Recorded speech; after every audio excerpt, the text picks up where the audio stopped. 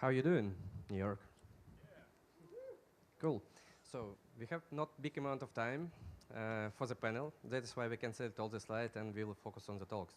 So my name is Dmitry Chirun, and I was VP at Wargaming, like small gaming company in AAA gaming, and then I have experience in the casual gaming, and then I work mostly between the blockchain. I'm advisor to blockchain QT, 5G, and some like sport gaming. And we will do like short presentations of everybody. Will talk about who they are, and then we start with the questions. All right, yeah, so quick introduction. Sune Thorsen just did the talk just before, one of the founders and CMO of SoCouch Studios. One thing, I have a background within, if that wasn't clear, within marketing, communication, business development. So that's going to be my input in this panel here. All right, hi, thank you, Sune. My name is Freo. I am currently the CEO of a blockchain platform called Alto.io. So we're building a suite of tools that would enable game developers to sort of like jump over from traditional gaming to blockchain gaming development. So the platform is currently in development. Prior to that, I was doing mobile gaming publishing for a few companies in China, particularly in Shenzhen and Chengdu. And then before that, I was involved in finance. So it's finance, gaming, and then now happy to say that it's a combination of both. So that's just about me. Hi, my name is Olive Allen. I'm a visual artist, avid gamer, and now I'm a CEO and the founder of Decadence. With Decadent, we're making virtual real. This is endlessly entertaining platform where everybody can buy, sell, and display in-game items and digital collectibles, aka NFTs. So. My name is Dan Chao. I've been working in games for almost 20 years now, or maybe more. Started out in console and PC, then ended up working in mobile and Facebook and all that sort of stuff. And recently, I have a startup that's been making like a strategy MMO game on the Ethereum blockchain called Crypto Assault. I'm Alex Atallah. I'm one of the co-founders of OpenSea, which is we do two main things: a marketplace for crypto collectibles, eBay style, and second is a Kickstarter-like platform for launching these crypto games, with emphasis on the indies and like the crypto native dApps that are out there. Thank you. So you see, we have very diverse panel from different, let's say, domain developers, like marketplaces and tools. And the question is, you see, last year and the year before, it was probably just the beginning, and there are a lot of tries, and people who came not from the gaming, but rather from blockchain try to do games, and also the other type of the people who came from the gaming but switched to blockchain games. And the question is, what are real experience, what are the pain points that you see from your real experience? All right, so for us, we're making a mainstream game for mainstream gamers. So it's about making it as easy as possible to onboard people without them having to understand anything about wallets, anything about blockchain, anything about crypto at all. And when I say at all, I mean really at all. There shouldn't be a single extra step in signing up to, in our case, Embezzord, just because it's on the blockchain. Because in that case, why are we even on the blockchain, right? We're hindering our own opportunities to reach a mainstream audience. So that's the number one pain point is how do we do that? And so we talk to people within the industry who build tools already and see if we can make partnerships or whether we have to build our own tools. But I think that's something you have to find a solution that works for your game. And that's why I think it's so interesting to see some of the other panelists here who are working on making it easier for developers to make it easy to onboard mainstream gamers. I'd say pain points. I'd say pain points. There's plenty of pain points, right? If you're just looking into development of games on the blockchain, there's a lot of pain points that are related to that. If you're talking about scaling the games and putting traction into these games, there's also a lot of pain points into that. If you're also talking about user acquisition or adaption from users playing traditional games to playing blockchain games, there's also a lot of pain points to that. And I think that each and every project have different ways of trying to address each of those pain points, and I think it's very important that we all talk to each other because we don't want a redundancy in terms of like the types of things we're trying to address, and then nobody's addressing a level of pain point that is existing in the community right now. So for example, for Alto, our biggest goal right now is to how do we unlock that capacity or that capability of bringing over at least 10 to 12 million game developers right now that are building on mobile and browser but are not doing anything on the blockchain. And being in games for a very long time now, most of the reasons why they're saying they don't want to be involved in blockchain is because it's just not something that they're interested in, or they don't have the mental headspace to pivot from traditional gaming to blockchain gaming. And so solutions that are being created right now has to really address specific pain points that could help with adoption, for example, at least on my end. That's what we're trying to do. And hopefully have more game developers building on the blockchain. That's the goal. Yeah, but you see, like at the beginning, like in the internet era, like we have all this like custom development, but then even for the games, like we end up that we have some middlewares like Unity or Unreal Engine, and then you actually don't care about what is the App Store. I mean, in general, you just like write one code and then publish to different platforms. Yeah, a lot of them are actually building right now on Unity. I mean, like there's like also Cocos 2DX in China as well, but most of the game engines are making a killing at the moment for any game that's being shipped on Android or in iOS. So it's gonna come. It's going to happen. It's just that a matter of like we have to start somewhere and we have to build it while we're at it.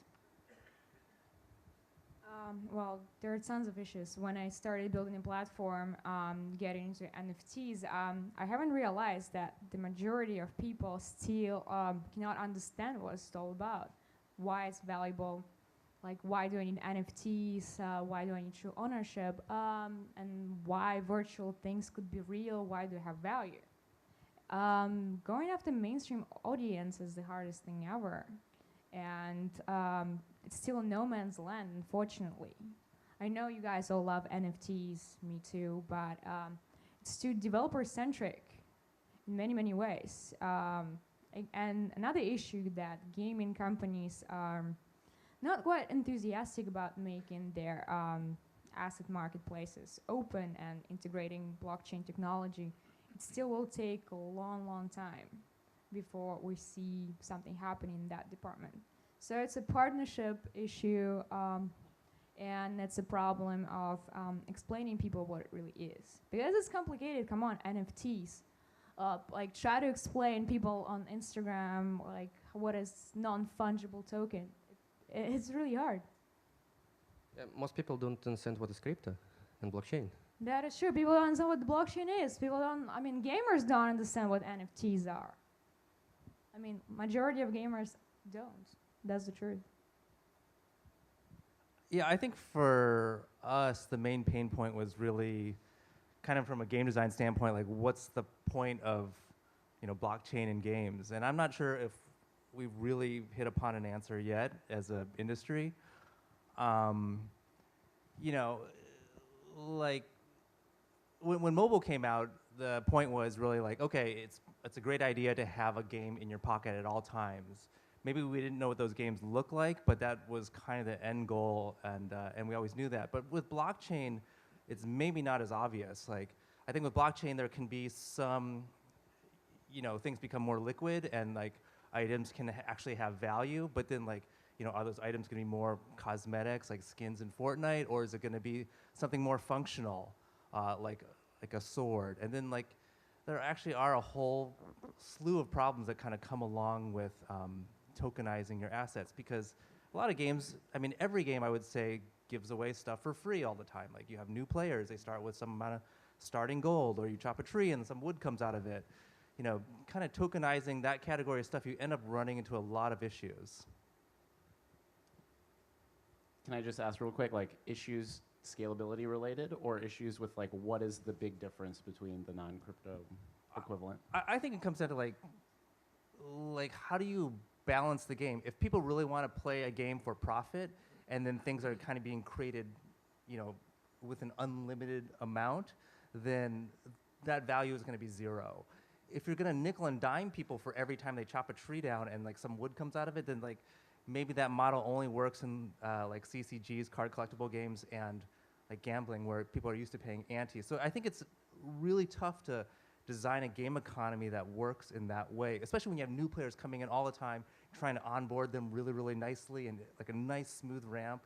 And then you're trying to restrict the flow of things to also, because you want things to have value. So it's kind of, these two things are diametrically opposed. Yeah, maybe it's hard to do it without some kind of like hand coming in and fixing problems that come up that no one anticipated. I sort of see games on the spectrum between casino games and mainstream games, where in the crypto world, the casino games are kind of like FOMO 3D, like these basically smart contracts that run lotteries that are, where the casino is owned by the participants. And then in the middle, you have like games where parts are owned by the players, like the land or items within the game. And ownership of items gives you utility, gives you the ability to like charge users or the ability to engage in some kind of activity that could earn you something. And then on the far end of the spectrum is taking a mainstream game and tokenizing some parts of it, where like owning a rare skin, for example, in Fortnite, doesn't give you any extra ability, but it does give you something that you could trade on the market and show off. And there are awesome projects taking like all three of these approaches to crypto gaming. And it's, I mean, I don't have like a bet on which one is going to be the first to mainstream, really. Because I think a lot of it is just about execution and not so much like the necessarily the approach. But I do think that when you own something, there's this massive trade-off between like whales who are able to game the system by buying up resources that the developers mint in a way that they didn't expect, and then just ruining the game, which Magic the Gathering faced, and Gods Unchained spending a lot of time weighing their items to make sure that they don't face it. So that's similar to the problem you just brought up, and I think that could be the single greatest challenge because it faces all three of those camps. Yeah, thank you. I really like your example that some part of the game, not the whole game, can be tokenized, and that's probably based on some of the user needs, because I know like my friend ran like Samex exchange, and he says that it's crypto exchange that is public company in US, and he says that some people acquired stock and ordered certificate to put it to the wall. It's not about like financial incentive to buy the stock, but rather they want to have like certificate, physical. And this is a game already. And you don't need to tokenize everything. You need to influence some people that want to have this like sense of the ownership. Because we face it in past that a lot of people like have this asset, spent like hundreds of hours inside the game, and then like company crashed and okay, it's done. Yeah, I think a lot of people, at the very least, on the mainstream side of things, doesn't still really see the value of tokenizing the assets. And I think that it comes in time, it comes with education, it comes with that level of understanding that when you create or when you tokenize, say, a portion of your game into a crypto asset, whether it's an NFT or whatever that is, right? You own that in perpetuity because it's written on the blockchain. And a lot of times, most gamers are, they don't really care much about how it is on the back end, but rather how it is that they own the assets. And right now, for example, when a couple of years ago, we've released a game. It's a 5 versus 5 MOBA game on mobile. I remember having a huge Times Square marketing billboard for partnering up with the Bruce Lee estate for one of the characters that we released. And all of the players started buying Bruce Lee skins on the game, right? But the thing is, like, the moment that they decide to quit the game, whatever it is that they've bought in the game, they can't take them with them, and they don't see true ownership as an important thing just yet, because for them, what's more important is the experience of being able to play that character. Maybe they haven't developed an attachment to the things that they own in the game, and that's the reason why they don't really care that much. But NFT is changing that, and the blockchain is changing that, and it's allowing us to attach ourselves to that specific item even after one game passes. So, and then now I'm opening another kind of forms of interoperability between games, and will games even say yes to interoperability between one game to another? But that's another day to talk about. Yeah. I mean, I would say to that though that I think it's a highly idealized behavior that there's going to be people that kind of play a game and they have a good time with it, and then when they're done playing the game, then they sell off their assets, and they get some of their money back or whatever. Like, I actually think that once you try to attach value to items in a game, it changes the behavior of people. So they only focus on profiting in the game. So it really, like, they don't really care about the game being fun or whatever. They kind of have this more obsessive behavior. And so, like, I don't actually see that type of behavior taking place where it's like, I'm gonna have fun with this game, and then when I'm done playing it, then, you know, I'm gonna kind of sell some stuff off. Yeah, but yeah, I mean, in MMORPGs, for example, people have been trading items if they are tradable. If they aren't tradable, they just sell their entire account. I think it's a group of users who do that. Because it's really hard right now, though. Yeah, it's really hard right now. But if you made it really, really easy, Exactly. then I think it becomes more of like an obsession, and like they don't care, like wherever they're going to get the most items and the most value, they're just going to farm the crap out of that. Yeah, and that's why you need a proper game design, as you said, leading back to what you started out by saying. Yeah, it's difficult to balance. Yeah. Wait, so you say that obsession, is that kind of a bad thing the instant it happens, or is there a way to harness it? I think it's bad just because, I mean, it has to be perfectly aligned with what's going on in the game in order for it to actually be something good. So if it's like, okay, if you win 10 Fortnite games, then you get this new skin. If you win like 100 Fortnite games, so in that way, it's like perfectly aligned with what's also fun in the game, supposedly. But you know, That's up to you. It's up to the game designers, right? yeah, to but if figure it's, you know, if it's like farming this dragon and like he ends up creating this cosmetic item that people really highly value, then they're just going to do that dragon over and over and over. And it's, I mean, of course that happens in WoW, but it's also kind of the unfun part of that for me, at least. Yeah, but this based on the game design, and if you speak about highly addictive games, you know, it's based on the dopamine hooks.